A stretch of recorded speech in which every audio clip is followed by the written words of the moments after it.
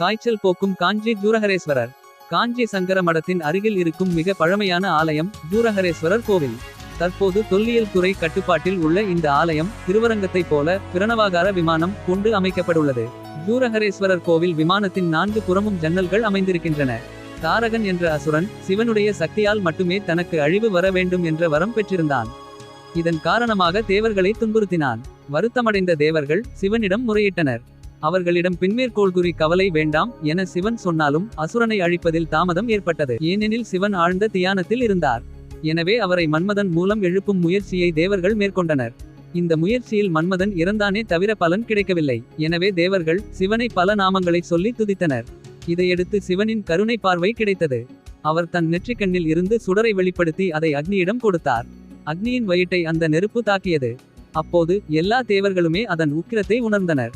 கடும் காய்ச்சல் போல உடல் நெருப்பாய் சுட்டது. தலைவலி போய் திருகுவலி வந்த கதையாக தேவர்கள் துடித்தனர். ஆனாலும் மீண்டும் ஈசனையே அவர்கள் சரணடைந்தனர். அவர்களிடம் சிவபெருமான் பூலோகத்தில் காஞ்சி என்னும் திருத்தலத்தில் சுரன் என்ற அரக்கனை ஒழித்துவிட்டு லிங்க வடிவில் எழுந்தருளியுள்ளேன்.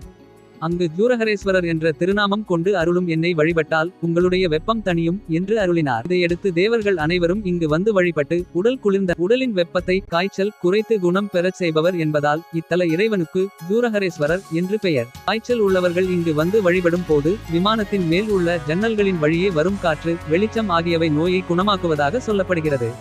விமானத்தைப் போலவே மூலஸ்தானத்திலும் கருங்கல் ஜன்னல் உள்ளது. இங்கு எழுந்தருளியுள்ள சிவபெருமான் வெப்பம் மிகுந்தவராக கருதப்படுவதால் அவரை குளிர்ச்சிப்படுத்த இவ்வாறு ஜன்னல்கள் அமைக்கப்பட்டிருப்பதாக சொல்லப்படுகிறது.